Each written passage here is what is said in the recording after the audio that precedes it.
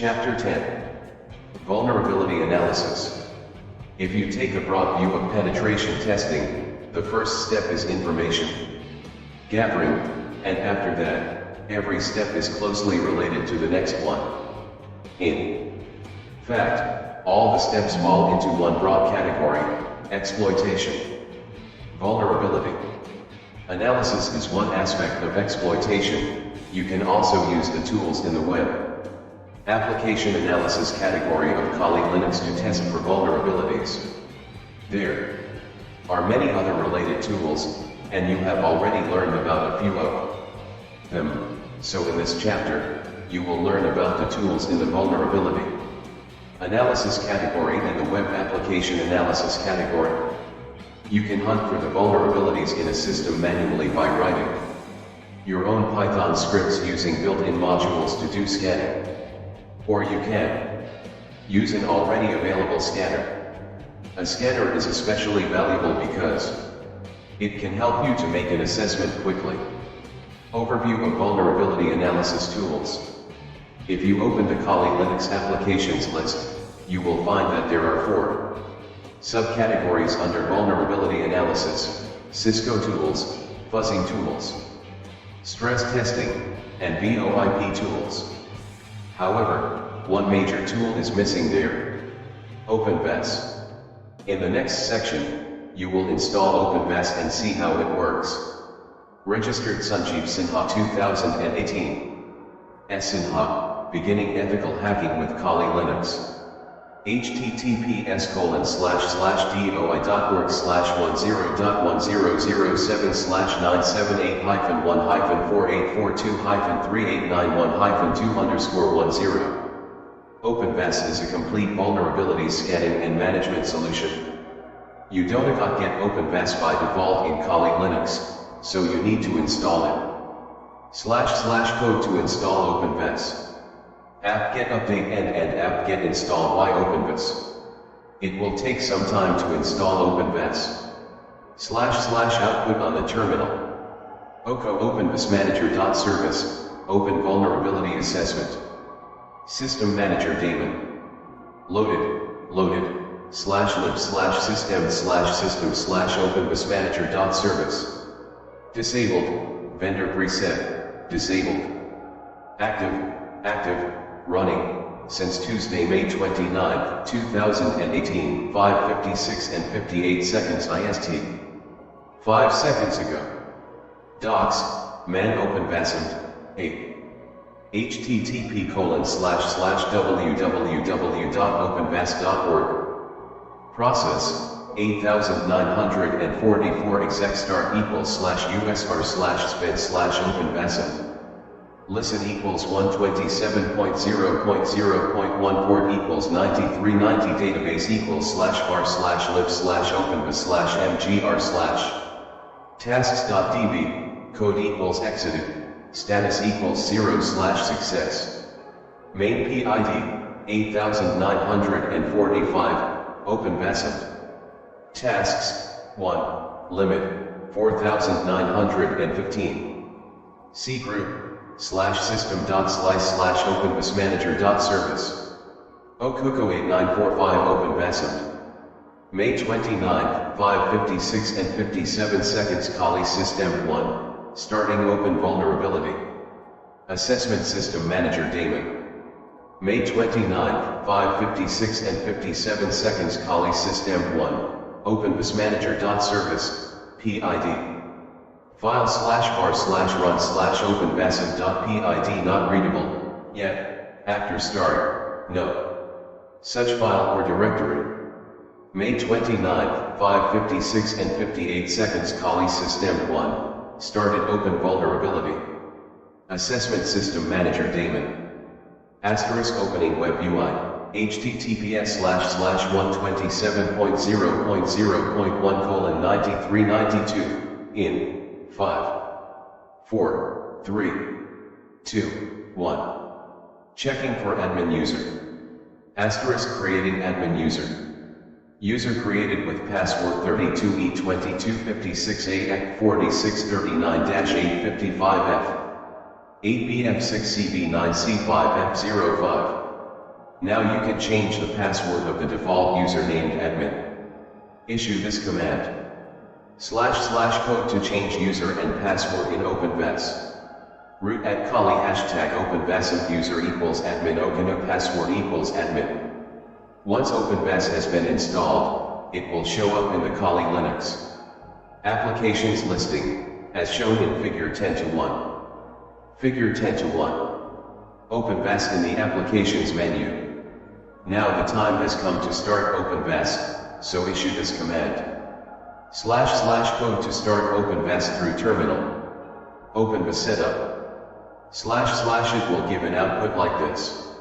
OCO OpenVAS Manager.Service, Open Vulnerability Assessment. System Manager daemon. Loaded, /lib/system/system/OpenVAS Manager.Service.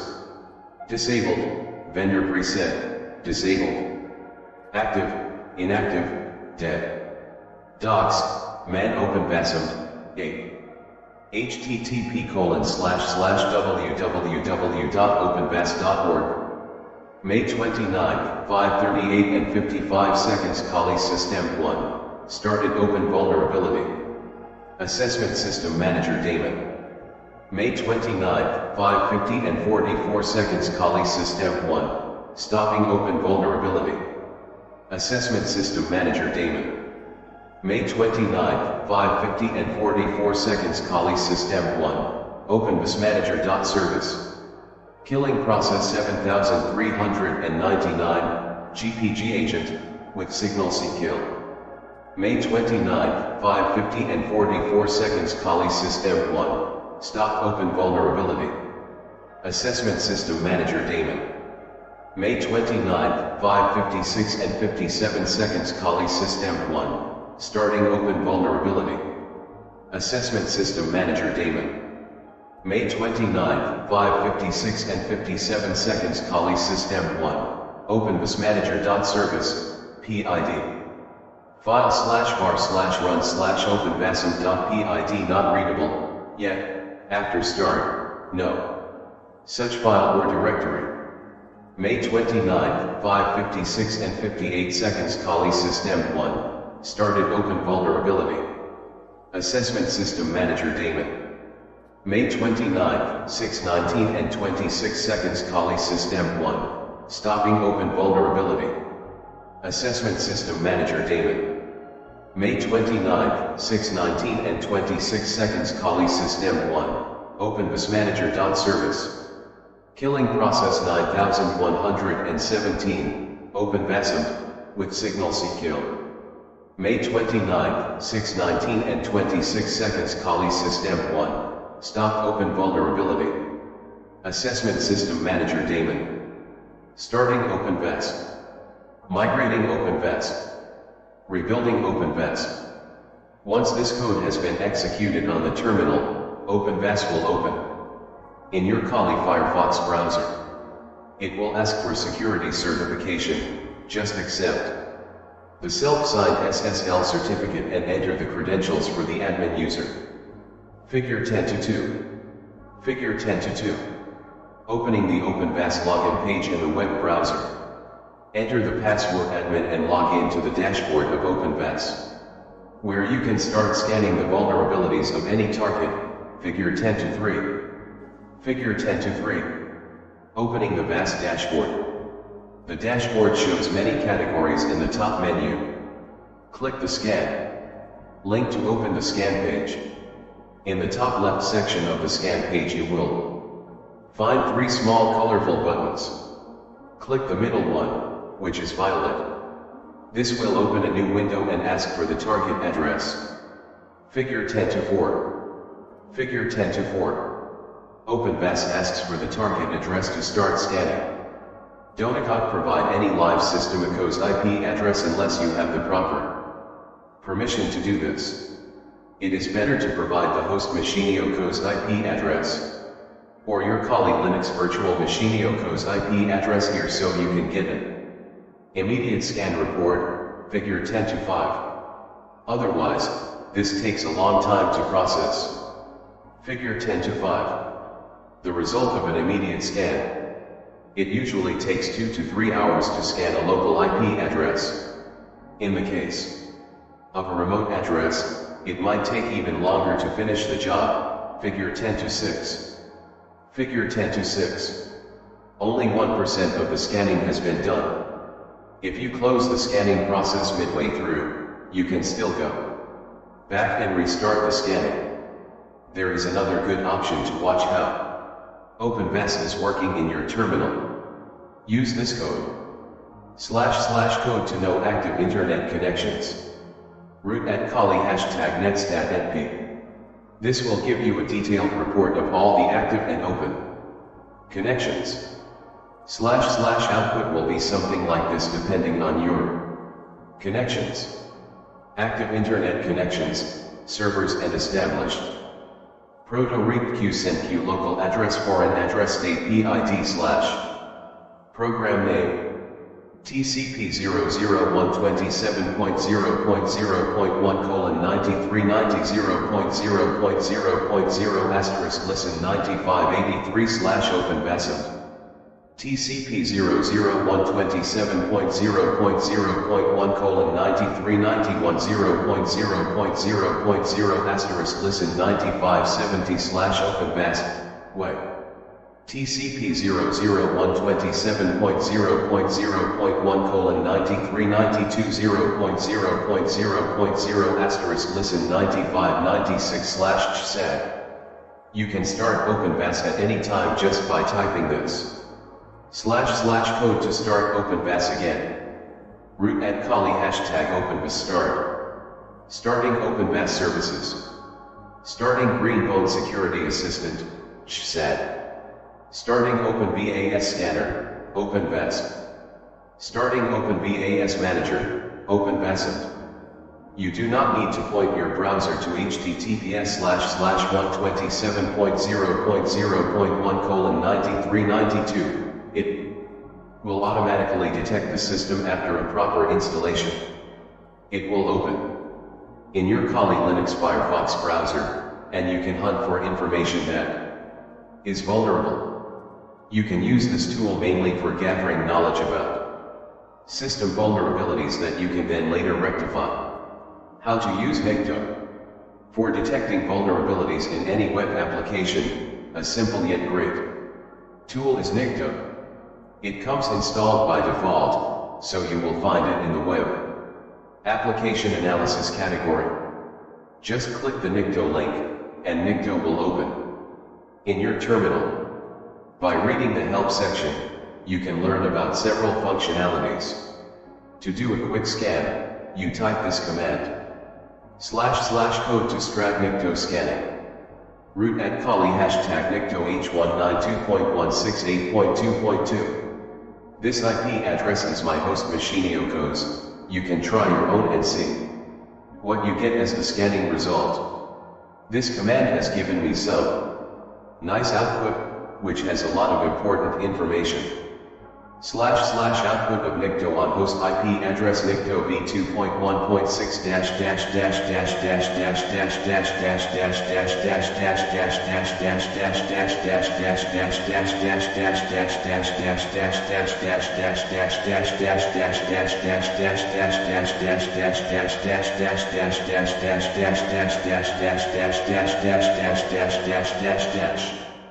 plus target IP 192.168.2.2 plus target host name plus target port plus start time 192.168.2.2 80 May 29, 2018 7:38 and 38 seconds GMT 5.5 plus server Apache /2.4.7 Ubuntu plus the anti-clickjacking X-frame options header is not present, plus the XXSS protection header is not defined.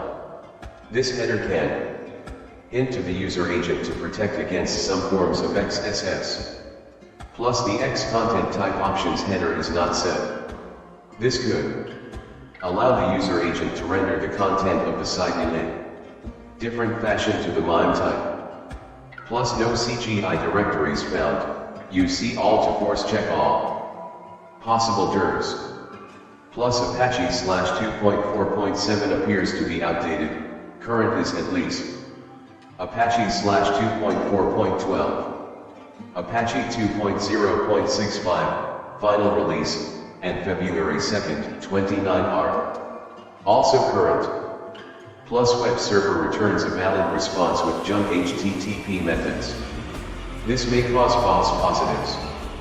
Plus OSP 561/server status, this reveals Apache information. Comment out appropriate line in the Apache CONF file or restrict access to allowed sources. Plus /info.php, output from the info function was found. Plus OSP 3233/info.php, PHP is installed, and a test script, which runs info, was found. This gives a lot of system information. Plus server leaks inodes by e-tags, header found with file /icon/ readme, fields, 0x13x40x438C034968880. Plus OSP 3233/icon/readme, Apache default file found. Plus /info.php, file equals http://cert.net/opian.txt, output from the info function was found. Plus OSP 5292/info.php, file equals http://cert.net/opian.txt, archive. From rstakes list, http://ha.seekers.org/weird/archive-locations. DAD, or from http://osvdb.org. Plus /server status, Apache server status interface found, pass. Protected. Plus 7,517 requests, 0 error, S, and 13 item, S, reported on remote host. Plus end time. May 29, 2018, 7:38 and 48 seconds, GMT 5.5, 10 seconds, dash. Plus one host, S, tested. There are many things to cover here. The first 3 lines are very important. //understanding Nikto. Plus server, Apache /2.4.7, Ubuntu. Plus the anti-clickjacking X-frame options header is not present. Plus the XXSS protection header is not defined. This header can hint to the user agent to protect against some forms of XSS. These lines state the server status and how it has vulnerabilities since the OC found anti-clickjacking X-frame options header is not present taco and the OC found XXSS protection header is not defined OCO. This means on a live network, some form of XSS attacks could happen. I have a few more vulnerabilities because I have kept a PHP file called info.php on my local host server, and it uses the info function. Nikto has recognized this, as shown here. Plus /info.php, output from the info function was found. Plus OSP 3233/info.php, PHP is installed, and a test script, which runs info, was found. This gives a lot of system information. Nikto is actually suggesting that I remove the info.php file. OSP 3233 is a signal for that. This is one of the information leaking pages, which should not reside where it is now. How to use Vega. Another great tool for vulnerability analysis is Vega. It is a free and open source scanner and testing platform that tests the security of any web application. The advantage of Vega is that it is GUI based and platform independent. It runs on Linux as well as on Windows. It can help you detect all the vulnerabilities present in any web application, whether it is SQL injection or XSS cross-site scripting. The installation process is simple. Open your Kali Linux terminal and type this command // code for installing Vega. apt-get update and apt-get y install Vega. Once the installation is complete, Vega shows up in the web application analysis category in the Kali Linux virtual machine, figure 10-7. Figure 10-7. Vega showing up in the applications menu. Click the link to open Vega. Once it opens, you will notice a red button in the top left corner. Click it and you will be asked for the scan target. You need to enter the base URI of any target, figure 10-8. Figure 10-8. Entering a base URI for scanning. I have already installed the DVWA web application in the DVWA master folder, so I enter the URI and click the next button. The tool will ask for the selection of any modules, and I have chosen for the injection module. Figure 10-9. 272. Chapter 10 Vulnerability Analysis. Figure 10-9. Selecting the injection module. Now Vega will start scanning the target, figure 10-10. Figure 10-10. Vega scanning the target. After the initial scan is complete, figure 10-11, Vega normally gives you a lot of significant information, such that it has found a session cookie without a flag, or has detected a directory listing, a blank body, PHP error, etc. Figure 10-11. The scan alert summary in Vega. On the left side of the scan alerts panel, if you click the Hi button, the tool shows 7 alerts, and they are serious enough to invite trouble. Figure 10-12. The vulnerability analysis by Vega tells you that it detected a form with a password input field that submits to an insecure HTTP target. Figure 10-12. Showing the high-risk components. It also says that the password can be seen by a network sniffer quite easily.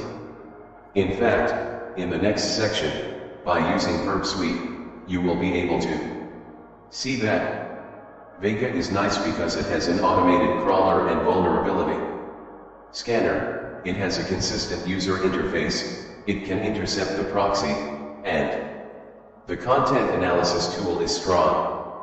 You have not yet set the proxy so that all the web traffic can go through Vega.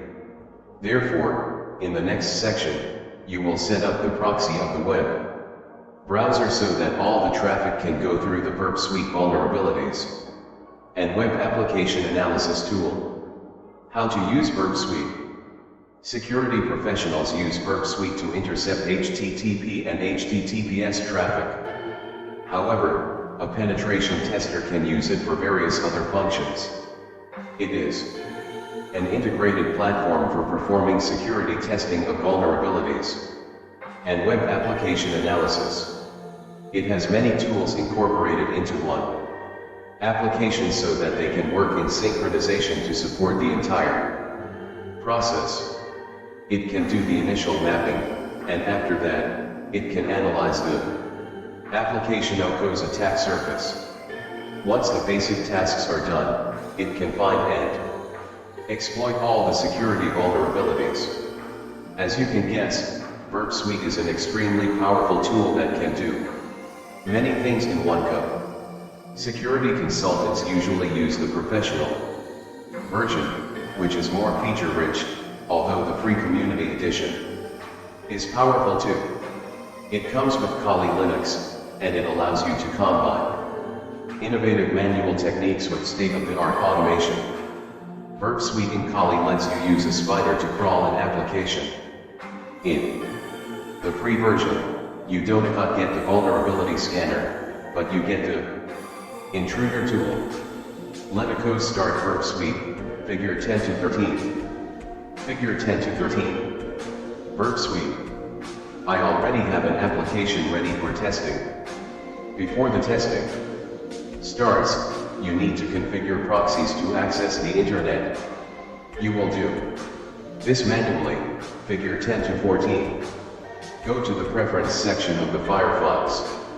web browser and open the network settings. Set the OC bound manual proxy.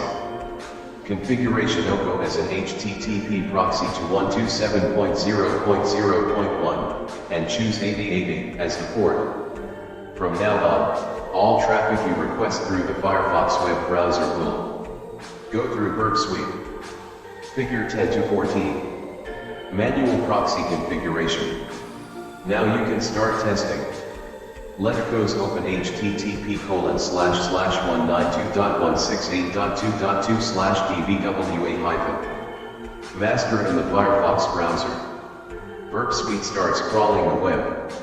Application, figure 10 to 15. Figure 10 to 15. Burp Suite crawling the target web application. Once you have logged into your application, Burp Suite starts giving you signals. Now you can watch the requests you have made in your web browser. Figure 10 to 16. Figure 10 to 16. Burp Suite reading the login information of the target. If you double-click the login.php file of your application, you will see all the features that the free version of Burp Suite provides. Figure 10 to 17. Figure 10 to 17. Burp Suite free version features. You can send a URI to the intruder and see the result. The tool shows everything such as the username, the password, and even the hidden token the form has used. Figure 10 to 18. Figure 10 to 18. Burp Suite spitting out secret information. You can create your own web application and try to make it as secure as possible so that you can use Burp Suite on it and find all the vulnerabilities. The same thing applies for your client. You can enhance the security level according to the Burp Suite report. Information assurance model. When I talk about information security, I'm actually talking about a specific model. This security model is widely described as the information security model or the information assurance IA model. Some people love to debate whether to treat these two models separately. Regardless, as a security professional, you need to have a general idea of what the IA model is, how it works, and why it is important from a modern security perspective. Proponents of the information security model apply that it is the same as the IA model. The information security model is all about three key elements: people, process, and technology. Other people claim that the information security model and the IA model are quite different. According to this view, the IA model focuses on ensuring availability, integrity, authentication, confidentiality, and non-repudiation of information.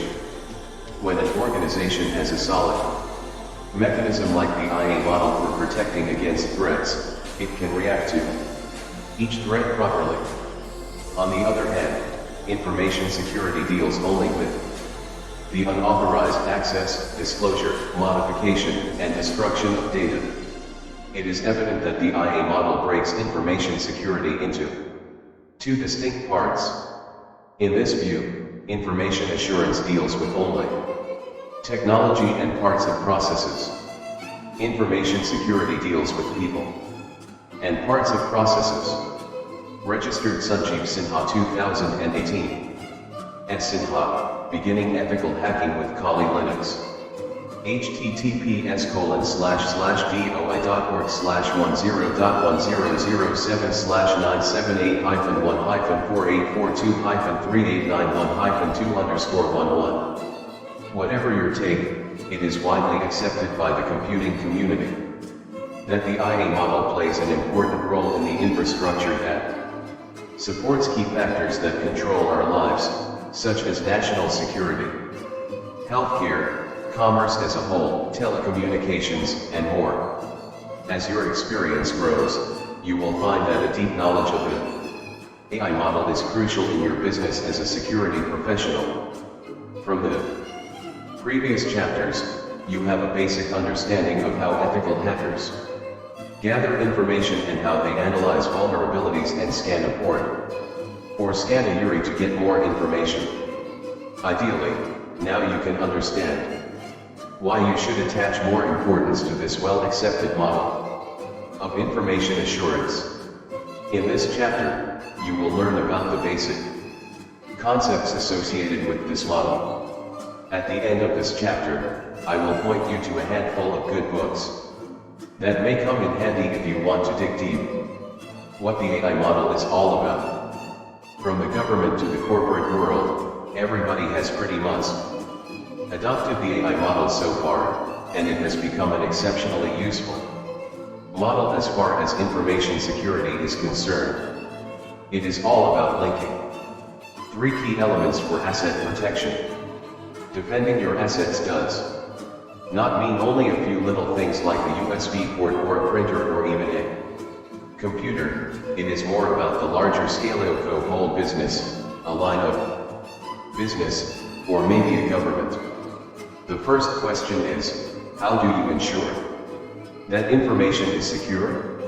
What are the main elements that you need to address to ensure that? The 3 key elements of the IA model are people, process, and technology. Even a veteran security professional may fumble around here, mistaking that asset protection stands only for IT assets. They forget about the other 2 elements, people and process. They think about how to use VPN protocols or how to use new cryptography, and they forget about the larger picture where the best technology cannot survive if people don't protect it. If people don't know what to do, or if people don't know what the information security model is all about, all the hell may break loose. I will explain how and why that happens. Next comes another important aspect, the process. If the processing fails, cannot classify data, or cannot connect things, the whole concept of protecting assets crumbles into dust. Therefore, all these things play together to protect the assets. You need to know about all of these things separately as well as know how to tie them together. How to tie the elements together. As a security professional, you need to know how you can defend the people side. Unfortunately, this is the most overlooked part. As a penetration tester, consider these key parts on the people side. OCO are people trained on security. OCO are all levels of an organization committed to security. OCO do all the employees follow the security process strictly. OCO do they have a basic knowledge about the AI model? OCO do they know how to classify data when they create new information or process information? OCO are they trained to lock their computers when they leave them? As you can see, training people is important. Regrettably, it is the most overlooked aspect of the 3 elements. The people of an organization must know why a lengthy password is necessary. In other words, they should be trained on that. Most of them have a bad habit of keeping passwords in a file on the system. I have shown you what happens to those passwords. You have seen how one can just snip them easily, and after that, penetrating the system is a piece of cake. Another overlooked part is the process. Think about a case where you have secured the processes of an organization, however, you have not documented them. Securing the process is critical, but along with that, documentation and implementation are also important. Another crucial question is, do the people follow the processes? Finally, does technology properly implement the processes? Of the 3 key elements of the AI model being discussed, the most commonly understood component is technology. An organization always cares about spending money on firewalls, intrusion detection systems, and anything related to technology. That is the most typical approach and a reflection of the poor understanding of the other 2 key components. They forget that this is just one part of a big information model. Any attack, any data breach, any intrusion. They always raise their fingers at technology. They forget that it might have been generated from the people part, or there might have been a loophole in the process part. I will now share my experience while doing security programming for a long period of time, so that if you, as a security professional, face the same situation, you can tackle it in a more logical way.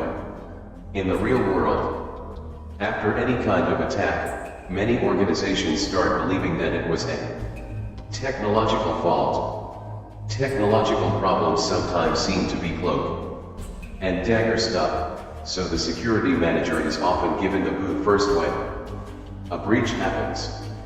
If the systems manager were clever enough, he or she would already have passed the buck to any subordinate malware intrusion step. Therefore, in every attack, an organization points the security finger at the technology first. They don't even check the other layers. For example, has technology properly implemented the processes? Or does technology simplify security too much for the people? Usually, they never ask those questions. They forget the ugly truth that crackers or potential attackers know this model very well. They know that breaking technology is the hardest part of the game. So, they try to find out other details first. They try to penetrate into the process. Which company is responsible for fixing the equipment? From which store were the new machines bought? For example, say, a cracker takes up a job at that store. Once he gets into there, he can put malware easily into the system. It reaches the target and results in poisoned switches, servers, and other devices. Can you blame technology anymore? Can you blame the staff who got fired from the job? One of the key elements, process, is responsible here, not technology. Now think about the people who have the authorization. What if the cracker decides to buy any of them by spending some dollars? Knowing the password is the easiest way to intrude. Now compare this model to the OSI security architecture you learned about in Chapter 1. The OSI security architecture focuses on 3 key elements: attacks, mechanisms, and services. Now replace the word attacks with technology, replace mechanism with process, and replace service with people. In any security attack, technology is compromised. The security mechanism directly deals with the processes or the devices that incorporate such processes. Finally, the security of services always starts from the authorized people. They are responsible for initiating services that are intended to counter security attacks. How the AI model works. So far, you have a basic idea of what the AI model is. Let us try to understand how it works. 3 key elements are tied together, and they stand on 5 key pillars. The pillars are confidentiality, integrity, availability, non-repudiation, and authentication. Confidentiality assures you of one thing: unauthorized individuals, processes, or devices will never be able to know the information. It is guaranteed that information is not disclosed to them. Now with the first pillar of confidentiality, you have an assurance of not disclosing data. Now, you are concerned about unauthorized modification in the source or, an even worse possibility, the destruction of data. The second pillar of integrity means no unauthorized modification or no destruction. It starts with the logical correctness of the operating systems, the proper implementation of hardware and software that has logical completeness, and the consistency of data structures. It gives you protection against unauthorized modification or deletion of information. The third pillar of availability assures you of reliability.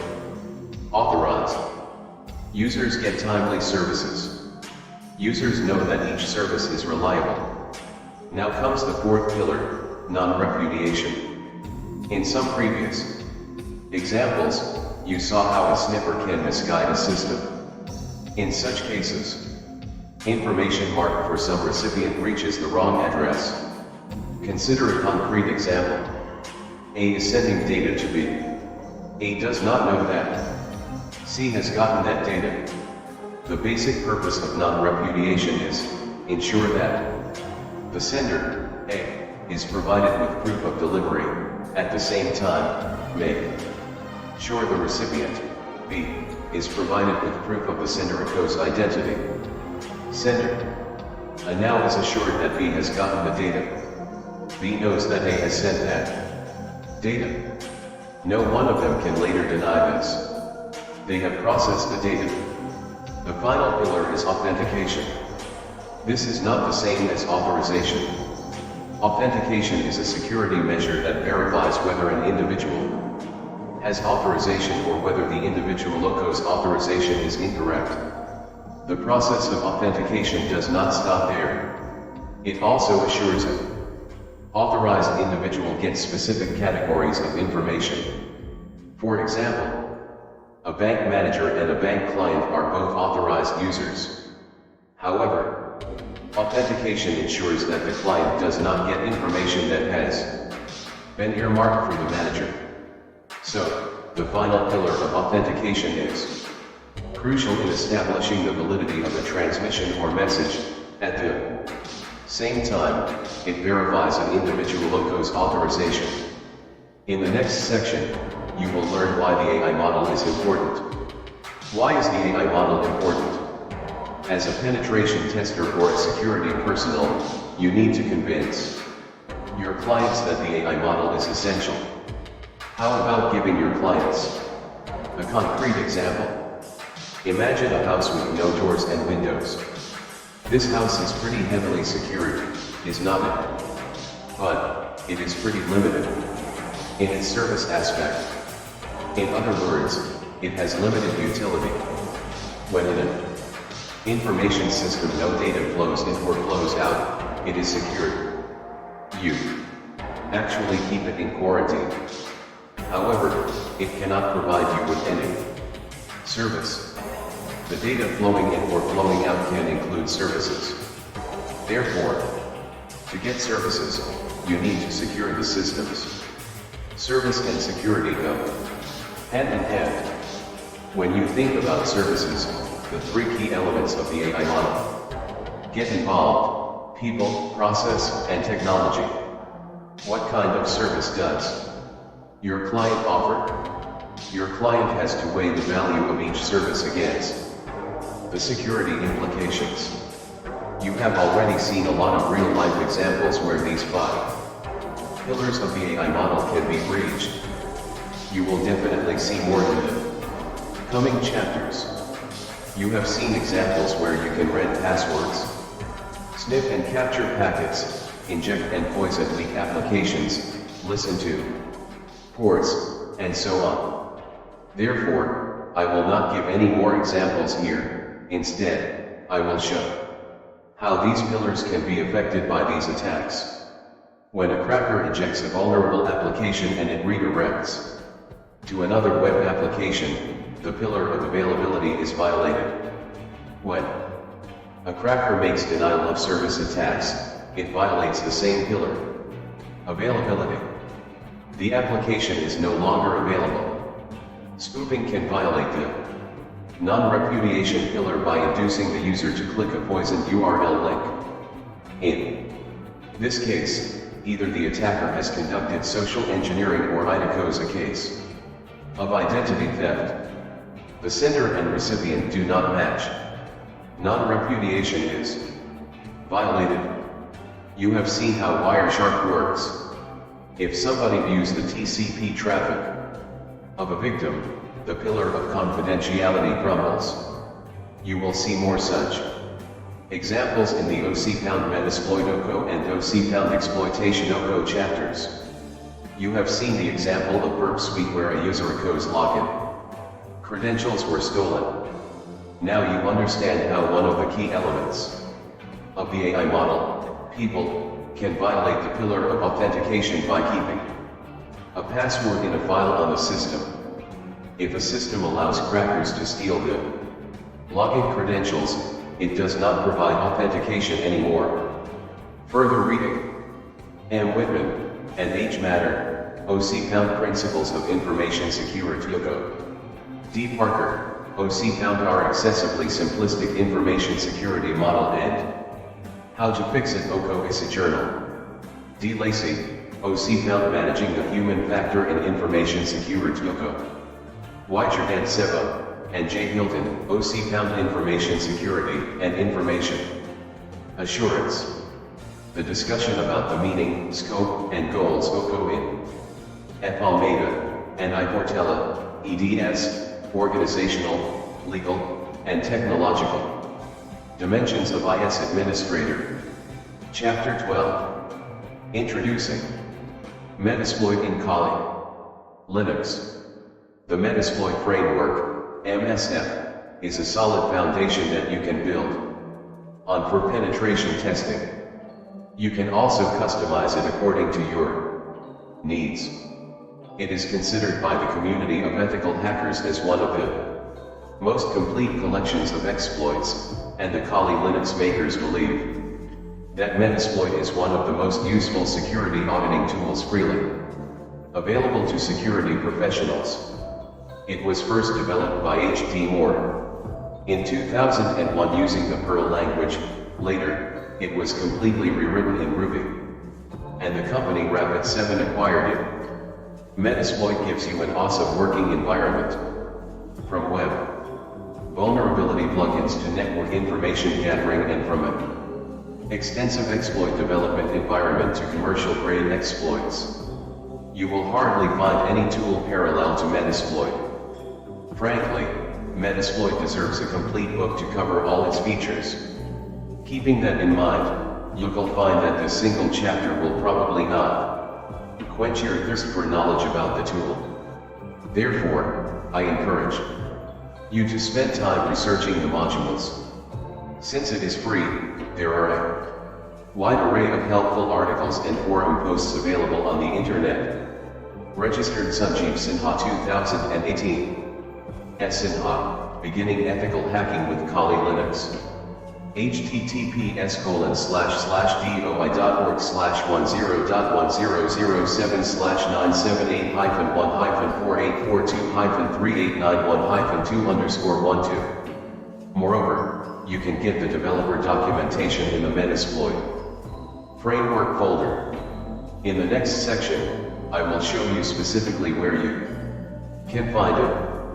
In this chapter, the victim machine will be running Windows XP, and the attacking machine will be running Kali Linux.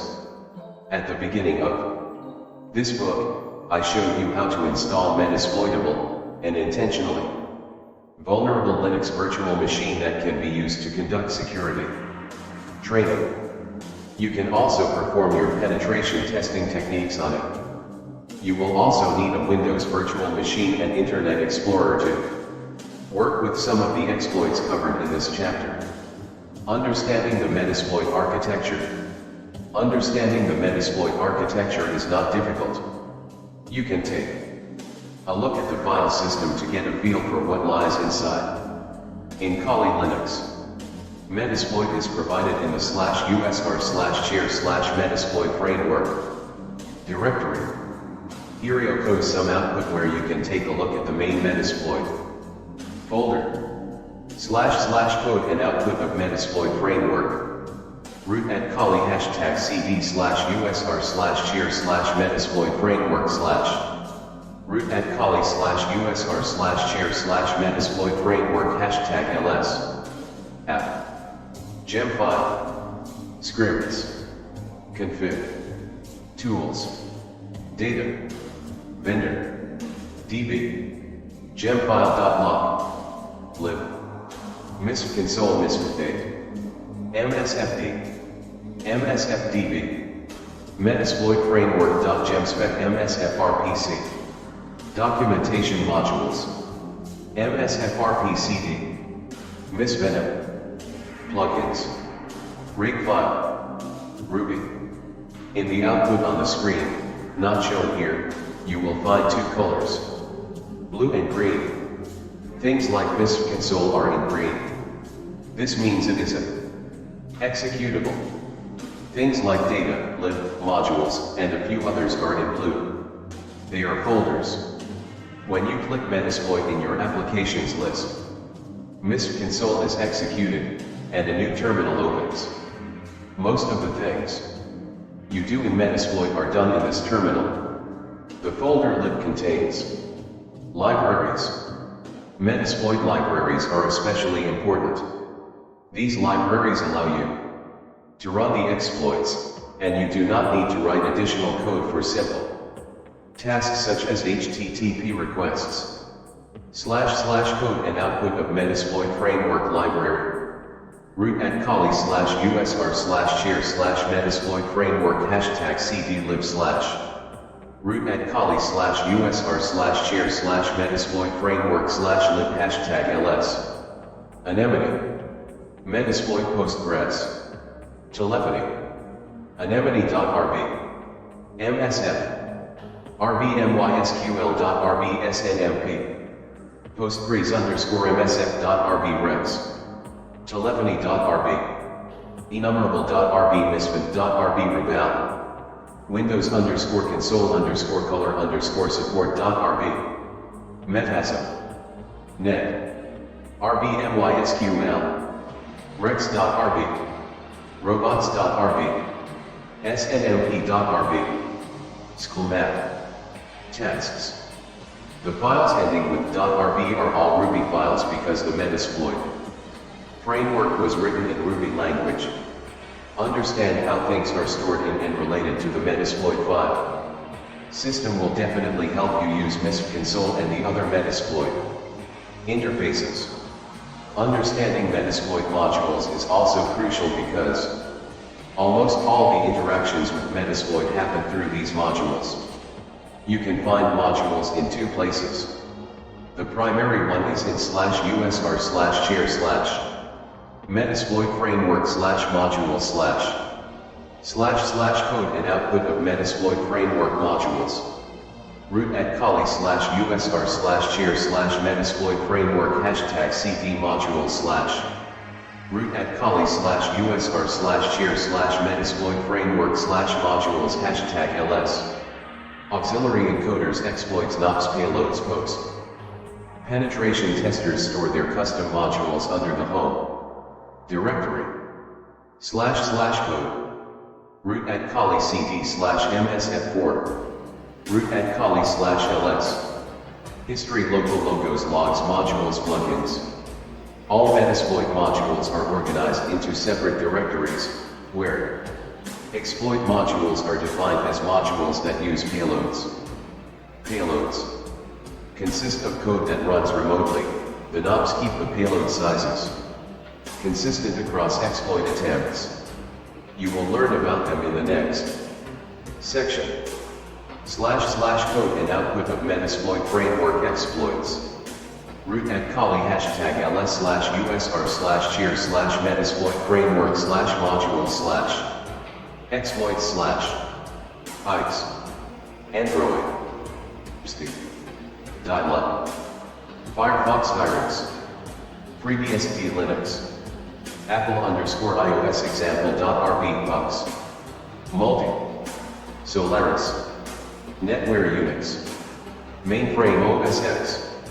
Windows. There are different types of exploits inside, such as Apple_iOS, Windows, and more. If you go inside Windows, you will find lots of stuff there, including antivirus, backdoor, firewall, MySQL, MSSQL, and many more.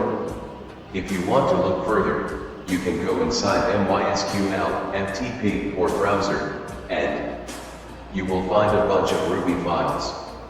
They are actual modules written in Ruby, and they work in the background. Auxiliary modules include port scanners, fuzzers, sniffers, and more. In most cases, you will use scanners. This is explained in the next section. // code and output of Metasploit framework auxiliary part of modules. Root at Kali #ls/usr/share/Metasploit framework /module/ auxiliary /admin client docs gather scanner spook bsploit analyze crawler example.rb parser server sclay nat fuzzers payloads encoders knobs pdf summarizing modules sniffer VoIP Metasploit can present multifaceted interfaces, mainly MISP console, to the background modules that control exploitation. The console interface is much faster because it presents the attack commands. You can either start it from the Kali Linux terminal or pick it up from the applications menu. Let's first start Metasploit and create a workspace. In this workspace, you will test Metasploit // code and output of Metasploit framework workspace. MSF workspace * default MSF workspace Sanjeev * added workspace Sanjeev MSF workspace H usage workspace B workspace name workspace A name workspace D name list workspaces verbosely switch workspace add workspace S delete workspace S 295 Chapter 12 Introducing Metasploit in Kali Linux Workspace D Workspace are old new Workspace H MSF workspace Sanjeev * workspace Sanjeev MSF delete all workspaces rename workspace show this help information. Let's look at the previous code. The first command shows one thing. There is a default workspace, which is defined as default. You can get some help by running the help command, h. Now the time has come to enter the newly created workspace, Sanjeev. Now, you can start working. Inside it, you will work on it in the next sections. Before getting your hands dirty with actual work, you will get a quick overview of the functions that Metasploit modules have. The modules have a few specific functions. Let's consider the payload. First, after a successful exploitation, the payload starts working. These are fragments of malicious code that implement necessary commands to get work done. You will see examples in the coming sections. Penetration. Testers target specific vulnerabilities first, and after that, payloads start working. The module Siko exploits work here. Active exploits will exploit a specific target, run until completed, and then exit. Passive exploits wait for incoming hosts such as FTP clients or web browsers and then exploit them. There is another important set of modules, called auxiliary modules. They do not directly establish a connection between a penetration tester and the target system. However, they perform a few handfuls of necessary actions such as scanning, fuzzing, or sniffing that support the exploit. Modules. You also need to know about the encoders module. The situation arises when an exploit module must bypass antivirus defenses. Encoders help to encode the payload so that it cannot be detected. There are also other modules that are known as post modules. They start working after a successful attack, and they run on compromised targets to gather useful data and pivot the attacker deeper into the target network. Finally, there are no operations modules. They are known as knobs. will find them in file systems. During attacks, these modules facilitate buffer overflows. Now that you know some of the basic modules of Metasploit, you can see Metasploit in action. Type this command // code and output of using map in Metasploit framework. MSF map SV192.168.2.2. Here goes the output as Metasploit has started working on your Kali Linux terminal. // output *exec map SV192.168.2.2. Starting map 7.60. https://nmap.org, at June 5, 2018, 6:18 IST. Map scan report for 192.168.2.2. Host is up, 0.000093s latency. Not shown, 997, closed ports. Port. State service. 80/TCP open HTTP. Version. Apache HTTPD 2.4.7, Ubuntu. 139/TCP open NetBIOS SSN Samba SMBD 3.x, 4.x, workgroup. Workgroup. 445/TCP open NetBIOS SSN Samba SMBD 3.x, 4.x, workgroup. Workgroup. Service info, host, SSH81MS1. Service detection performed. Please report any incorrect results at https://nmap.org/submit. Map done. 1 IP address, 1 host up, scanned in 11.99 seconds. MSF. This performs simple map scanning on the host Machinioco's IP address. Several applications were identified in the previous output. As a penetration tester, you can investigate any of them for any known vulnerabilities. You can start with Metasploitoco's own collection of exploits. You can start the search for exploits on the Samba server using this command // code of using search in Metasploit. MSF search Samba. This will give you tons of exploits. You just need to pick the best ones. // the output of search. Exploit /multi/samba/usermap_script. Exploit /unix/miscellaneous/disk_exec. Excellent DISTCC daemon command execution. 2002-0201. Exploit /unix/webapp/citrix_access_gateway_exec December 21, 2010. Excellent Citrix Access Gateway Command .exe. Here you will use exploit /multi/samba/usermap_script because it is ranked as excellent. Issuing this command will give you more output, where you can get more information about this exploit. // code of using info. MSF info exploit /multi/samba/usermap_script. // output. Name, Samba username map script command execution. Module, exploit /multi/samba/usermap_script. Platform, Unix. Arch, CMD. Privileged, yes. License, Metasploit Framework License, BSD. Rank, excellent.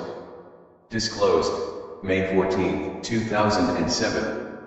Provided by jduck@metasploit.com. Available targets.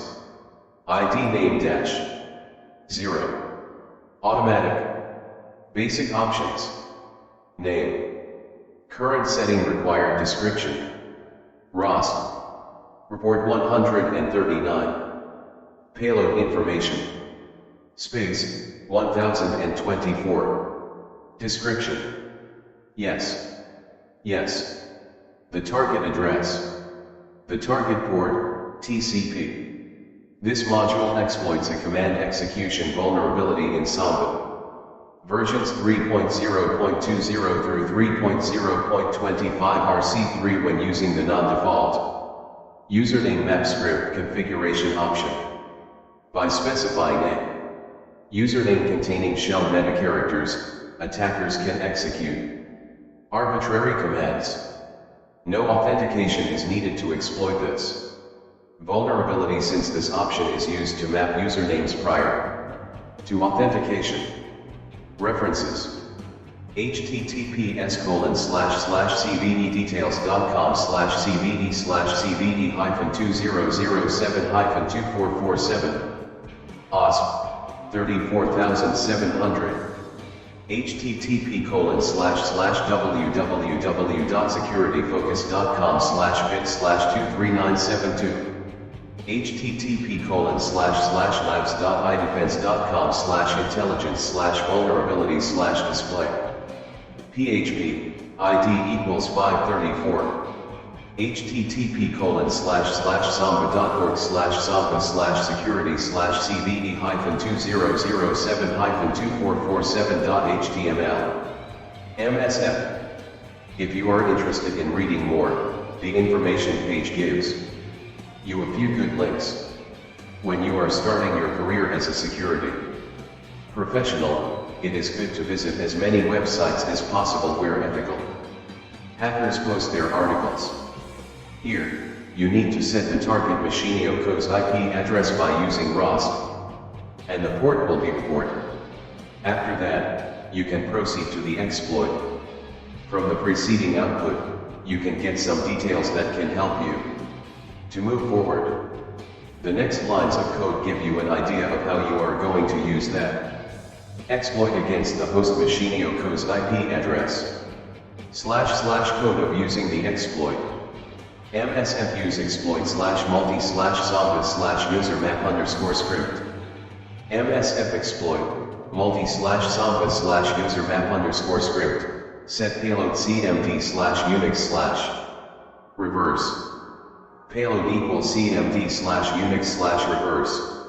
MSF exploit multi/samba/usermap_script. Set ROST XXX.XXX.x. ROST equals 192.168.2.2. MSF exploit multi/samba/usermap_script. Set report 139. Report equals 139. MSF exploit multi/samba/usermap_script. Set host xx.x.x.xx. Host equals 10.0.2.15. MSF exploit multi/samba/usermap_script exploit. You should not choose any live system as the remote host, ROST, unless you are asked, because that is the system being attacked. The local host, LHost, is the system used to launch the attack. So, be careful about using Metasploit.